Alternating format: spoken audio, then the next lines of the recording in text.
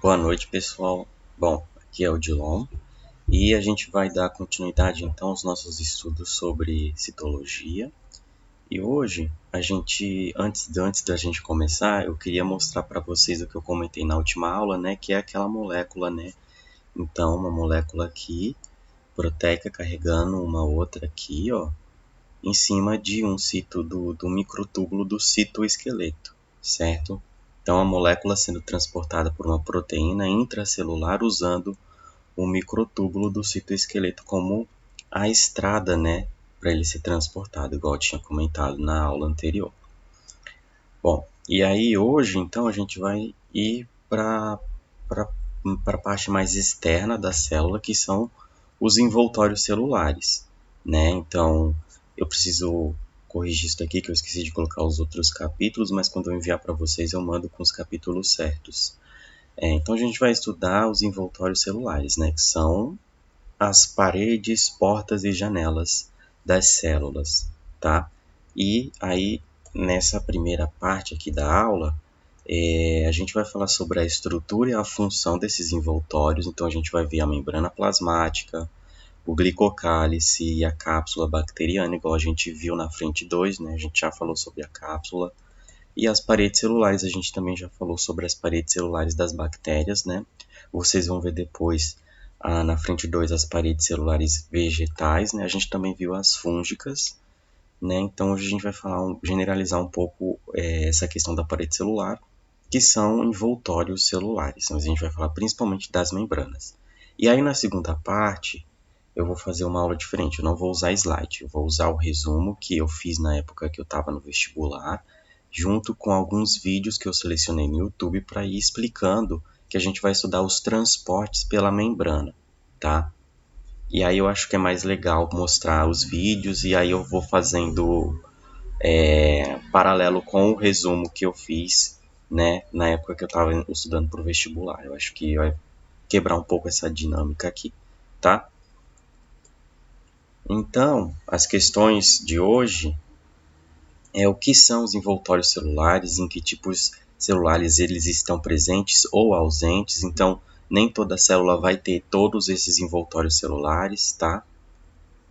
Qual a composição química desses envoltórios celulares? Então, que componentes químicos estruturam, né, dão a estrutura para esses envoltórios? Quais as características da membrana plasmática? Quais as funções que a membrana exerce na célula?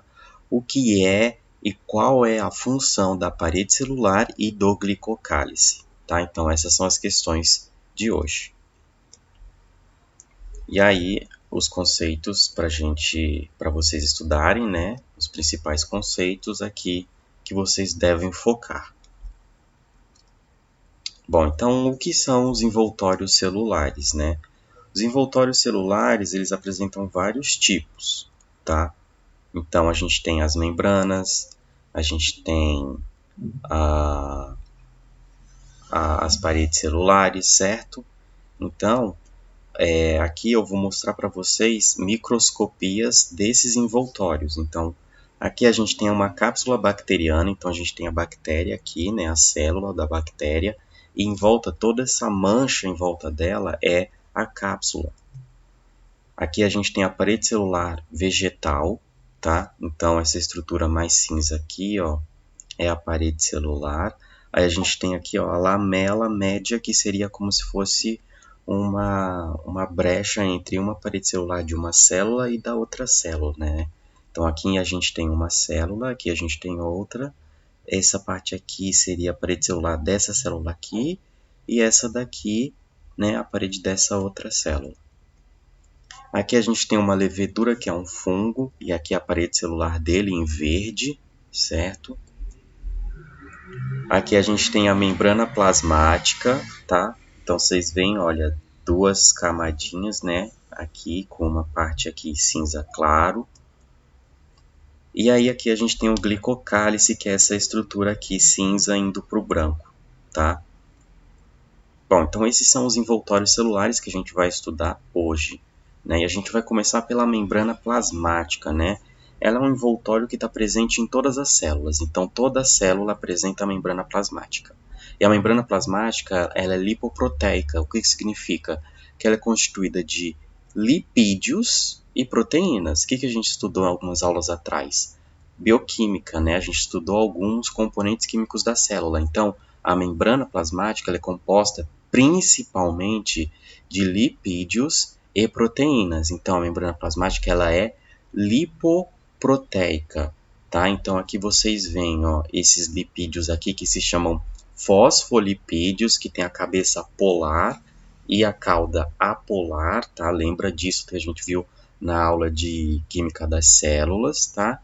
E essa estrutura grande aqui seria a proteína, tá? Então, aqui vocês conseguem ver, né, os fosfolipídios, que são essas cabecinhas com duas perninhas, e as proteínas, que são essas bolas marrons, tá?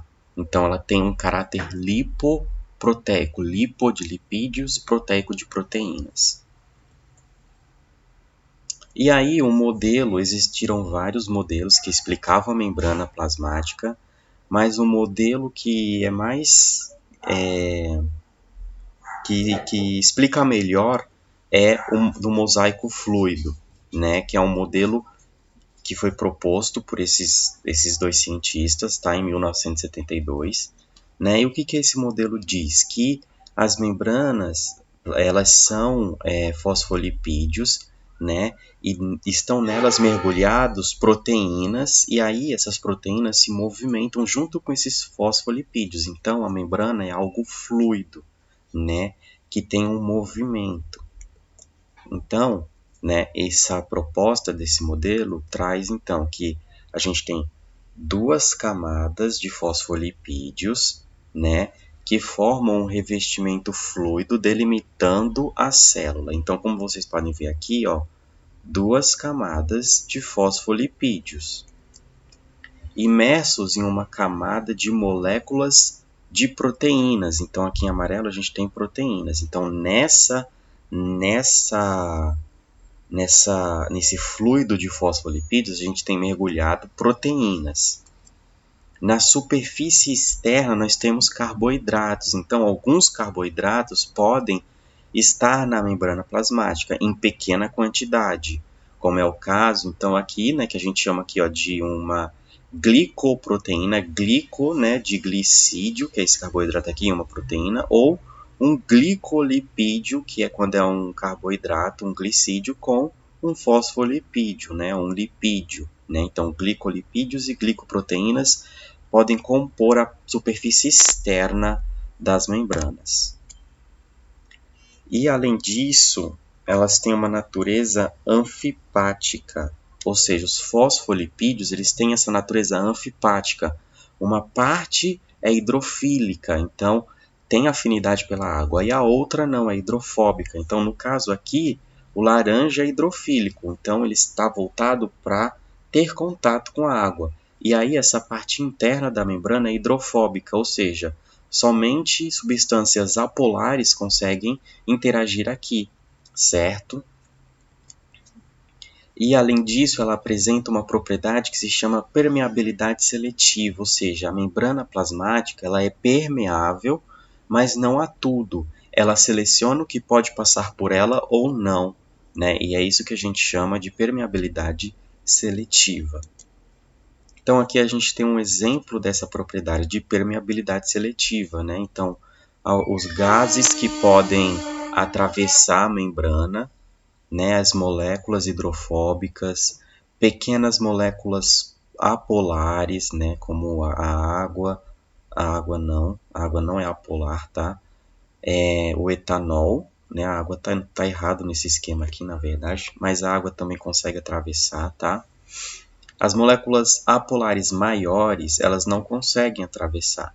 E nem moléculas carregadas, ou seja, que são polares, né, que têm uma carga, né, pode ser positiva, negativa ou os dois, que não conseguem atravessar. Então, a gente tem aqui um exemplo da permeabilidade seletiva, né, o que pode passar ou não pela membrana. Não significa que essas coisas não passem, elas passam, mas aí elas vão precisar de uma ajuda, certo? Que a gente vai ver mais para frente. Então, essa é uma representação simplificada de um fosfolipídio, né? E eles têm caráter anfipático, como eu já comentei. Então, eles têm uma cauda apolar hidrofóbica, que não gosta de água, e uma cabeça polar hidrofílica, que é onde a gente tem a cabeça de, onde a gente tem o fósforo, né, que é fosfolipídio porque tem fósforo. E aí nessa cabeça polar a gente tem o fósforo que dá esse caráter hidrofílico, né, interagindo com a água e com substâncias polares. Assim, existem bicamadas lipídicas com diferentes composições, né? A gente pode ter apenas saturadas, apenas insaturadas e algumas que são mistas, ou seja, tem saturadas e insaturadas, certo? Isso daqui dá uma diversidade de membranas, né, que vão compor as diferentes células, certo? Isso daqui a gente viu naquela aula de aspectos químicos, né, onde a gente viu o que era insaturação, o que é saturação. Então, vocês revisem aquela aula para lembrar o que é isso daqui, tá? E aí outra característica da membrana é que ela é fluida, né? A fluidez. Então, vejam que no caso das caudas que são insaturadas, elas são mais espaçadas e têm uma maior fluidez. Então, os fosfolipídios conseguem se movimentar mais e as proteínas também. Enquanto que nas saturadas, não, elas formam mais uns blocos mesmo mais fixos, né? Então, o grau de fluidez da membrana é dado pela difusão das proteínas, dos lipídios, pela fusão das membranas, né? Distribuição das moléculas, esse tipo de coisa. Certo? Então, as membranas com fosfolipídios insaturados apresentam uma maior fluidez, que é essa movimentação aqui que vocês estão vendo, tá? E aí, essa movimentação dos fosfolipídios, ela pode acontecer de uma camada para outra, né, como aconteceu nesse caso aqui. Esse roxinho foi de cima para baixo, só que isso acontece de uma maneira mais lenta. Já a movimentação de lado, né, é mais rápida, então eles têm essa movimentação, tá? E as proteínas ali mergulhadas também se movimentam nesse fluido. E aí a gente tem então essas proteínas de membrana. A gente falou dos fosfolipídios, agora vamos falar das proteínas, né? Que elas apresentam funções específicas nas membranas. Né? São vários os tipos de proteínas que integram as membranas. A gente tem, se esse barulho aqui vou deixar explicar. Bom, a gente tem as proteínas integrais, que são as que atravessam uma ou duas camadas da membrana. E as proteínas periféricas, que não chegam a atravessar as camadas, elas ficam mais na superfície, certo? Então a gente tem esses dois tipos de proteínas, as integrais que podem atravessar uma camada ou duas camadas, certo? Que estão em amarelo, ou as periféricas que podem estar apenas na superfície, não atravessando uma camada ou duas, né? Não atravessam as camadas, né, da membrana, certo? Então, a gente tem proteínas que exercem funções de reconhecimento, que permite que uma célula reconheça a outra, né? Então, isso tem uma relação com o glicocálice, que a gente vai falar mais para frente, mas esse reconhecimento ele é importante de reconhecer uma célula, reconhecer agentes que não deveriam estar ali, certo? E aqueles tipos sanguíneos, né, a gente vai falar mais disso em genética, mas eles têm essa relação, porque são receptores, né, de reconhecimento das células, né? Então, o tipo A, o tipo B, o tipo AB e o tipo O que não apresenta esses receptores, certo? Então, permite o reconhecimento e a interação entre as células. A gente tem a recepção de sinais, então algumas proteínas recebem moléculas para desencadear respostas, né, dentro da célula. Então, uma molécula se conecta ali àquela proteína, se liga àquela proteína, e aí a partir dessa ligação emite um sinal para dentro da célula para que aconteça algum processo importante, algum processo fisiológico da célula. E isso a gente chama de sinalização celular, né, que é um processo de comunicação que existe entre as células, em que uma emite um sinal, né, uma molécula que vai sinalizar para outra, Aí ela vai chegar no receptor e vai desencadear a resposta nessa célula-alvo, né? Que é fundamental para o funcionamento dos organismos multicelulares. E aí, a questão do que a gente pode trazer para a atualidade é do SARS-CoV, né? Porque ele se liga a uma proteína receptora para poder entrar dentro da nossa célula, né? E desencadear o desenvolvimento dele, né? E parasitar a célula. Então, uma proteína receptora, né? Que é essa daqui, a AC2, é a proteína que o SARS-CoV se liga, né? E aí consegue entrar dentro da célula. A gente tem as proteínas que transportam, né? Então, tem proteínas que são canais, né? E aí ela permite que as moléculas simplesmente passem ali, são como se fossem corredores pela membrana, a molécula vai e passa por ali. Ou proteínas carreadoras, ou seja, a molécula se prende nessa proteína e a proteína empurra ela para dentro, né? Então, tem uma interação, né, específica, então vai agir especificamente para alguma molécula, né? Então, as carreadoras são específicas para determinadas moléculas. As proteínas canais não, certo? Um exemplo de proteína canal são as aquaporinas, né? São canais que passam água, certo? Moléculas de água, certo? E as proteínas carreadoras, elas carregam moléculas específicas, tá? E aí a gente tem essas outras funções, né, que é a catálise enzimática e as junções celulares, né? A junção celular permite a associação com células vizinhas, o que ajuda então na formação dos tecidos, né? E da adesão do citoesqueleto que dá forma para os tecidos. E a catálise enzimática está relacionada com a permissão de moléculas e íons atravessarem a membrana ou não, certo? E aí aqui tem um exercíciozinho para vocês treinarem depois, que é para vocês reorganizarem as colunas de maneira correta, né? Então elas estão desorganizadas e aí vocês ligam de forma correta, tá? Depois eu vou colocar no formulário isso daqui. E aí um esquema que está no meu resumo tá da membrana plasmática, certo? E aqui um outro esquema legal da membrana plasmática. E aí, para finalizar, vamos falar um pouquinho do glicocálice e das cápsulas bacterianas, que ele é formado por uma camada frouxa de glicídios, ou seja, carboidratos, que estão associadas a lipídios e as proteínas de membrana, certo? Então, como vocês podem ver aqui, as glicoproteínas é glicídio ligado a proteínas, e os glicolipídios são glicídios ligados aos fosfolipídios, certo? E aí, então, a gente tem a formação do glicocálice, né? E aí o glicocálice tem algumas funções na célula. E essas funções são proporcionar resistência à membrana plasmática, constituir uma barreira contra agentes físicos e químicos do meio externo, confere às células a capacidade de se reconhecerem.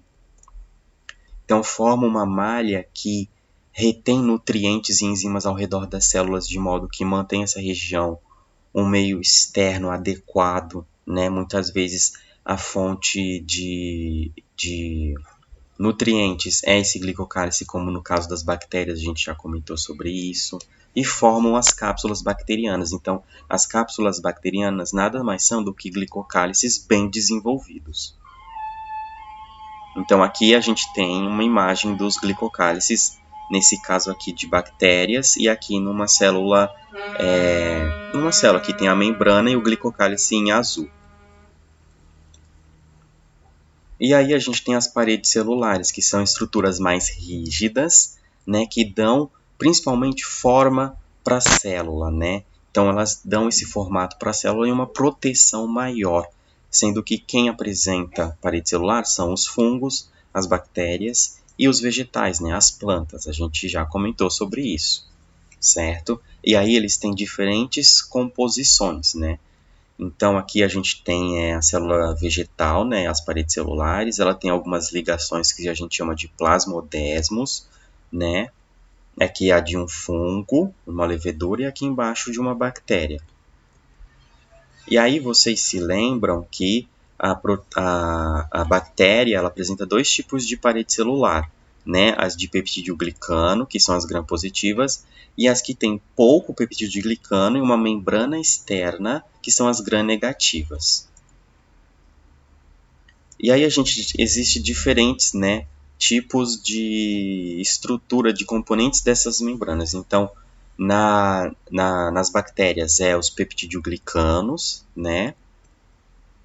E nos fungos a parede celular é de quitina e nas plantas é de celulose, certo? Que é a diferença entre esses três grupos da parede celular. E aí aqui então, tem uns mapas mentais para vocês estudarem depois, né? É bem simplesinho mesmo essa aula, para vocês focarem mais depois. E aí, então, o que a gente viu é os envoltórios celulares e a estrutura e as funções exercidas pelas membranas celulares, pelo glicocálice e pelas paredes celulares, certo? E aí a gente vai ver na próxima parte como que é o transporte de substâncias na membrana. E aí, então, aqui tem um resumo do que a gente vai ver na próxima aula, que são esses transportes, são diferentes transportes, certo? É isso e até a nossa próxima parte.